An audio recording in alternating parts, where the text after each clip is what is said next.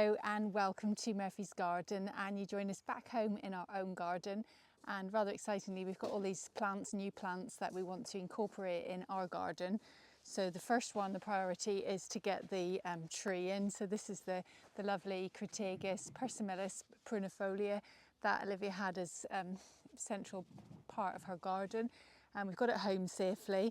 It was root balled in metal wire, so we've managed to lift it in. We didn't lift it over the top of this, but stupidly I was thinking how we're going to lift it over the top, and Alistair said quite simply just to take the circle away. So he undid the bolts, we took it away, put it into place, and he's just assembling me a nice little ramp so I can drive the soil. We've got some topsoil in a bulk bag, so we'll put the soil into there and then I can get on and plant it out. And I'll just use the annuals that are left over from Olivia's garden, plant it quite similar to how her garden was at the show. So let's go.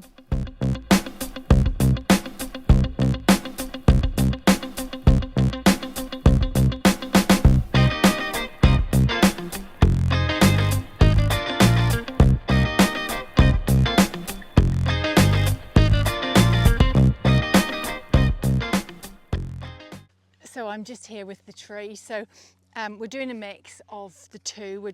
Alistair's on compost. This is our lovely compost full of lovely worms and nice organic matter. And then I'm doing the topsoil. So the topsoil hasn't really got a lot in it, you know, organic matter wise. So it's nice to do a mix of the two.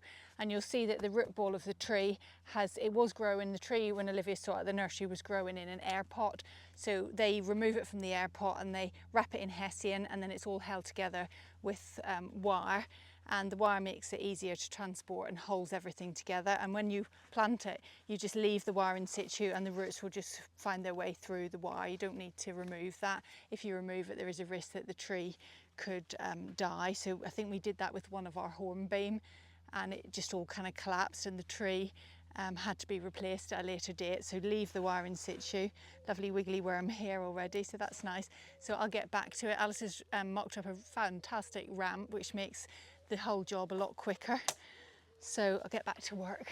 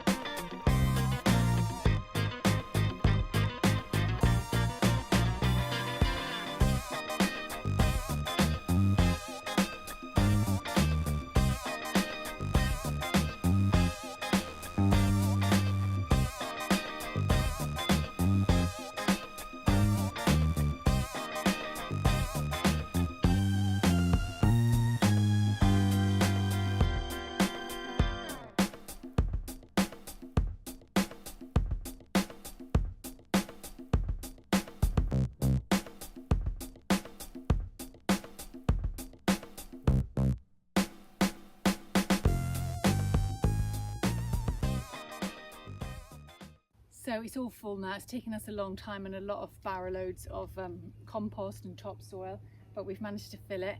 It probably will sink. If it was anything like the vegetable patch, it really did sink down. There's a lot of air in it, so I have it did stand on it to really try and get out all the air pockets, and it does drop away down when you heel it in. So we keep adding more to it, but it's quite full, but I think it will probably drop a bit further. So it's all lovely. I'm going to have a cup of tea and a club biscuit, because now I want to get on and do the fun part, which is the planting. So we've got all the plants that we brought back from the show.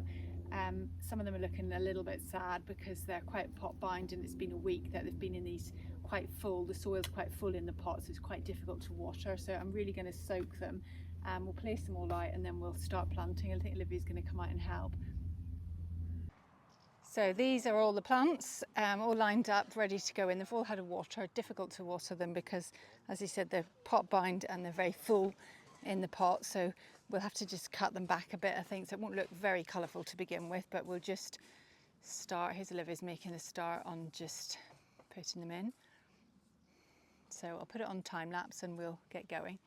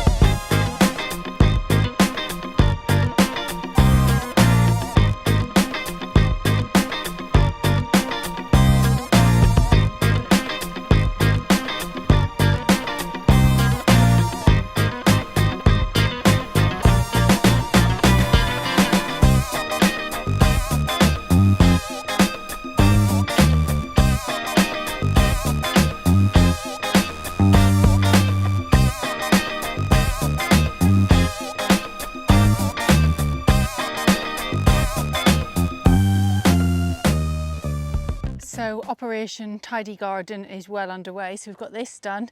I'm really pleased with it. I think Olivia's quite delighted to have a little piece of her garden back again. So it looks just as it did in her Tatton Flower Show garden. So next thing I've got to do is sort out all the perennials. And there's lots of perennials, there's lots of shrubs and things that have got to be accommodated. We've got, as you can see, we've got plenty of space in this area for lots more shrubs, particularly like the pittosporums and things like that. But everything is bone dry, so I've got to go round. Let's go over to the vegetable patch and have a look at the destruction and mess that's over there. So this part of the garden, which I just haven't done anything with recently, you can see the rill has started to get lots of weeds in it. So this is a project that we will be getting to eventually, but I don't know when, probably in the autumn or winter. So these borders I literally haven't touched, so I want to go through these with a fine-tooth comb, taking out the plants that I'm going to keep, and then we're going to be literally taking everything out of these borders and redesigning them. And I want to use a lot of the perennials that we had for the Tatton Flower Show. Some of those are going to be used in these borders. And the hedges had gone quite shaggy. As you can see here, the beech hedge is getting really big now, so we want to keep that the height. You can see the beech hedge at the back which Alistair has cut, and he's done the leylandi, so we've got lots to do. The garden suddenly goes quite shaggy and quite messy. The yew hedge has got to be done. The box has got to be done. We're very late doing the box. So that's all got to be done, but the garden is still looking nice, but it will be nicer whenever we get to all the hedges. He has done, I'll take you to show the hawthorn. He has done the hornbeam. So the hornbeam has been cut. That pulls it all in, looks good.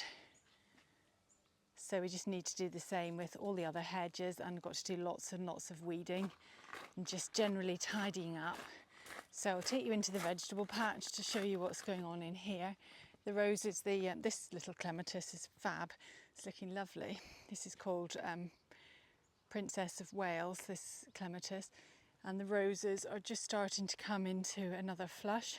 They were spectacular earlier in the year. So here, the vegetable garden, I have made a bit of a start. You might not be able to tell that I have because it still looks messy. But I have cleared this bed. So this had a lot of the the annuals that we've used, cleared that out, all needed weeding. There were a lot of weeds in it. So all the shrubs that you can see sitting about, I've got to either pot them on or do something with them. These are all going to be held, like the Hyringium and the Echinacea. Things are all going to be held for the big borders up the top. Here there's more Echinacea, Sanguisorba. Everything's looking a bit sad, and because when we lifted them out of the pots, obviously the soil level is very high, which is making them very difficult to water, so I need to pot them on into bigger pots and be able to water them a bit better. And same with here, lots in here to deal with, so just putting all the pots in here as we use them. And over here is just more of the Sanguisorba and the Verbascum and the Alliums and the Dahlia and things like that. So just nice to start dealing with everything. So that's what I'm going to do. My shed was trashed, but that's now been tidied. So just trying to restore order. So what I'm going to use this border for, I'm just going through all the plants that were in Olivia's garden and potting them on. I want to get them as big as I can because I do want to do, I've spoken in the past about doing a big redesign in the top borders, which I really do want to do. So I want lots of plants at hand to put in when I come to do the redesign. I absolutely loved when we did Olivia's show gardening, having all the plants in pots that you can just set everything in, see what it looks like and then commit to planting. So I would like to do the same for the top borders. So I want to have nice big clumps of plants when I come to do the top borders. So I've got lots of this yellow Achillea. It's a lovely one. I think I've got 1, 2, 3, 4, 5, 6, 7. I've got 8 of those, so that I'll be able to put four plants on each side. But the terracotta one, I've got fewer plants. So what I thought I'd do, but they are really big clumps. So what I thought I would do is just to split them. So like this one is in quite a big pot. So I've split it into 2. What I did is just wet the roots really, really well, and then just got the little spade and just sort of broke up the roots, and then you can just tease them apart.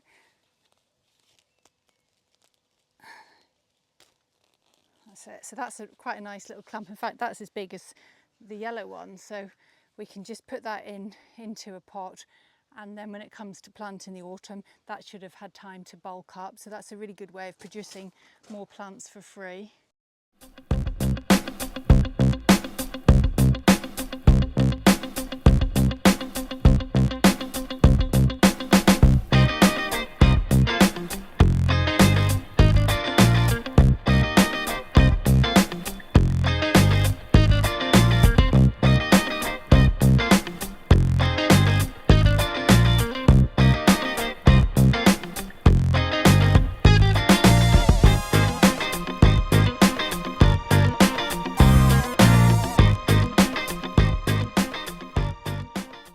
One done.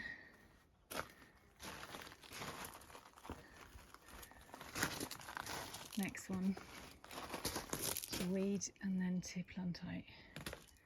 So I'm all done now, and the vegetable patch and the whole area is looking really tidier than it's been for quite some time. So on this side we've got I've just put all the herbs in here. So we've got the basil, the thyme, the parsley, some leftover tomatoes. The greenhouse is all tidy. All that stuff that's been sitting about with all Olivia's plants, that's all tidied up. The shed is tidy. Here we've got some more vegetables. We've got our tomatoes, which weren't really ripening because there were a lot of lower leaves. So I've cleared out the lower leaves, I've tied them up. They haven't been great because they've really been neglected with everything that's been going on. So hopefully we'll get a few more. They are ripening in the greenhouse, and this area is just more stuff that I've sown today. So lots of lettuces, we've got some kale, some spinach, some radishes, some beetroot. Just want to maximise the growing space because this has been out of action since we've had it. So I have just topped up the soil because the soil level had really dropped down. So I've put a couple more barrow loads of our compost on top, so that should help things. And then on this side, this is all the plants that we're bringing on for the big border redesign, which is really exciting. Can't wait to get stuck into that. So lots of grasses. And then I've also got some other grasses like the Malika, which I've been growing from seed. And also this is Echinacea white swan. So that's doing really well.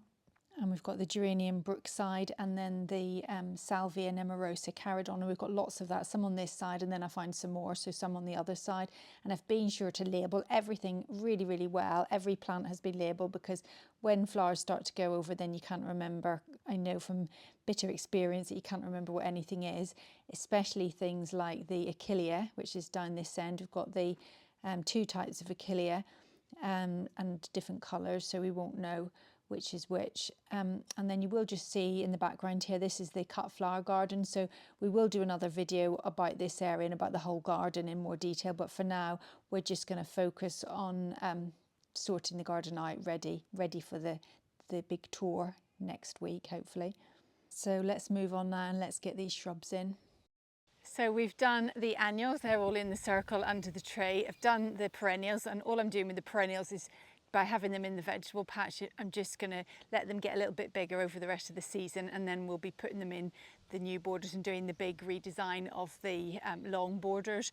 And then in this area, it's just about populating this area with all the lovely shrubs that we've got. So that's what I'm doing at the moment. Olivia's just come out to help me just place them, just to decide where everything's going to go. So just looking at all the colours, thinking about the colours throughout the seasons, trying to kind of complement the shape and the form and all things like that. Here we've put some epimediums in, because this is going to get, although this area is all full sun, this area is going to get a little bit of shade from this beautiful, this is the hydrangea limelight paniculata. It's absolutely lovely, it's been splendid. And it's nice because it follows the, this is the Viburnum plicatum Kilimanjaro, which looked really lovely earlier in the year. So trying to keep the blooms, keep the interest coming throughout all of the season. So I thought maybe that lovely Astrantia could perhaps go there. We've got the epimedium. Here we've got the Conocloa grass, which is looking a bit pathetic, to be honest. We've got the dogwood, another pittosporum. Can't remember, are we going to put this here, do you think, Liv? Not sure about that one. I don't know what we're doing with that. We're thinking the hydrangea there, and I could do with you all here actually giving me your opinion, because it's quite hard to think it all through.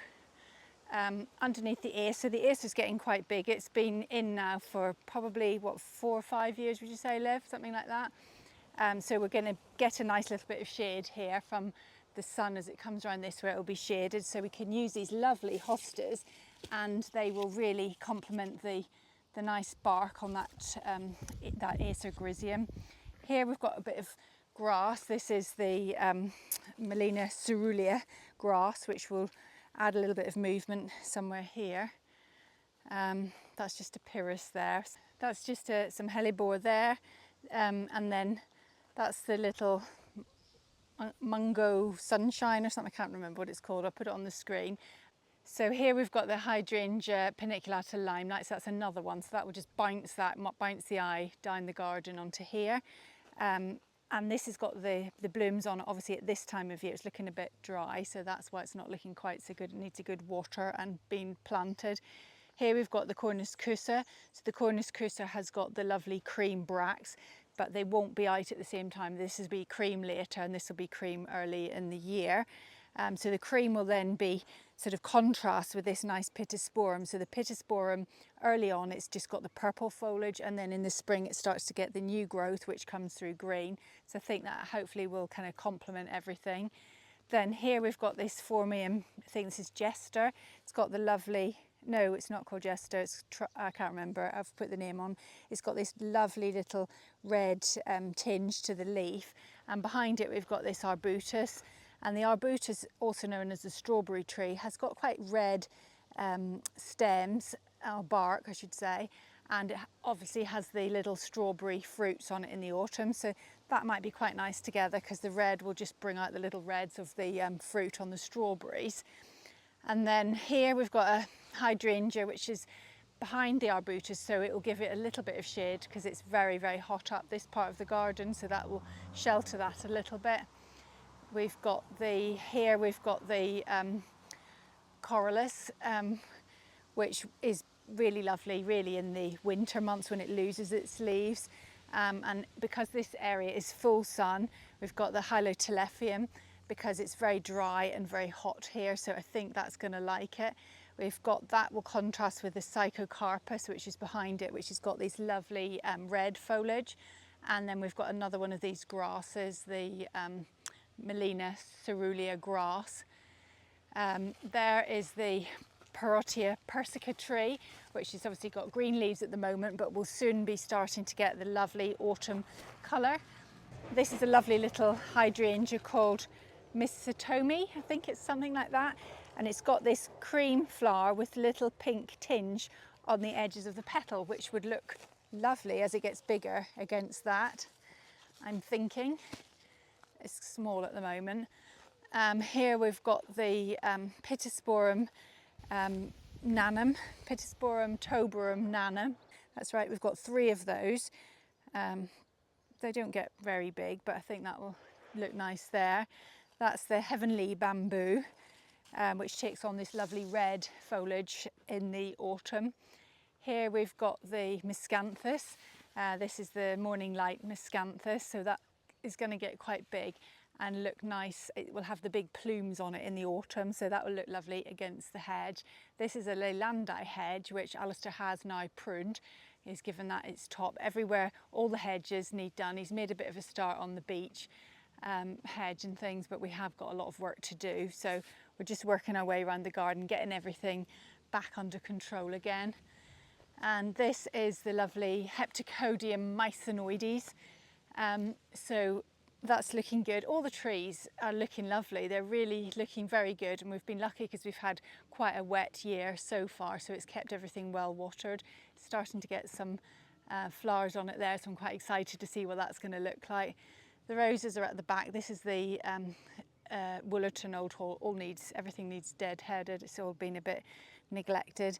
And this is my lovely little ginkgo. This is ginkgo American, so it's a dwarf version of a ginkgo. We saw the little bonsai ginkgo, didn't we, at the Tatton flower show. And ginkgos ordinarily do get quite large, so I was really pleased to find this one because it's a small version, so I get to have the lovely leaf form without it taking over the whole garden. Then we've got this Cercis canadensis, the forest pansy. And all of these trees we planted in the autumn, and if you're interested in any particular one that I mentioned, just go back onto the channel, have a look at each of the individual trees, and you'll see we did a video on each and every one, just talking about the different planting conditions of each. And here we thought we might put these, I think, what do you think? Put these grasses here. This is the Stipa tenissima. So that it just gets the wind here, so that will just look lovely blowing in the wind, and I think it contrasts quite nicely with that leaf form, as does this is the Pittosporum silver sheen, and it's quite nice because the stems are purple, mirroring the purple of that, but it's got these lovely shimmery sort of grey-green leaves, so that looks quite nice. We did put these are the little pom-pom trees that we had growing in pots, and we had ants. We've had an awful problem with ants this year. The ants were taking over the whole tree and they were crawling all over it, and one of them, that one I think, was looking quite dead actually, so we thought we needed to get them out of the pot. So we've put them in here, and I think they're doing quite well. And I think this garden sort of, not deliberately really, but it's taking on a bit of a kind of Japanese feel about it, I think, because a lot of the trees do come from that part of the world. So I think it's reflecting that kind of look. And here we've got the spindleberry tree. So this has lovely autumn colours as well and doesn't get too big. We've got this little evergreen shrub, which I can't remember what it's called. I'll have to put that on the screen because I can't seem to remember that one. And this is a lovely catalpa. I bought this was a bit of an impulse buy. We went to a nursery and saw somebody had one of these growing in their garden. It looked spectacular, so on a bit of a whim I bought one, which I'm not really meant to do. I've sort of banned myself from impulse buying, but this was, I did buy this, but it's called Catalpa bigonoides, and it's just lovely. Another one of those pittosporums, and then we've got this. This is a Magnolia grandiflora. I don't know whether these are all they're really a bit too close together, I think. But anyway, when we first put the Magnolia in, it didn't look very good. It was looking quite unhealthy, and we actually thought we were going to lose it. One of the reasons why I bought the catalpa. But actually, when I looked at it, it was actually me that planted it, and I hadn't really planted it very well. It hadn't been firmed in very well around the base. So I firmed it in a lot better than I had, and it's now looking a lot healthier. It's put on lots of new growth. It's starting to get a few buds and leaf buds and everything forming. So I think it's probably going to be okay. So we'll just keep an eye on how everything does. So I'm just going to get in all these extra shrubs and grasses, and then, as I've said, keep saying we really need to bark chip the whole area, make it just look a bit nicer. So I think that's all the plants from Olivia's garden now accommodated in this new garden. And of course I didn't mention, but we have put the tree in. This is the lovely Crataegus persimilis prunifolia. So this is the centerpiece of our garden. And underneath with all the annuals, it's looking really, really pretty. So it's got these massive thorns on it, which nature, the birds absolutely love because they feel really well protected. So that's it really. Hope you think it's not finished by any means, and it's looking very untidy because the grass needs cut, but I hope you will agree that it's starting to come together, this area, and it's come on even since last year. None of this existed this time last year, so in a year I think we're getting on quite well. So hope you like it, and join us again in the next video. Bye for now.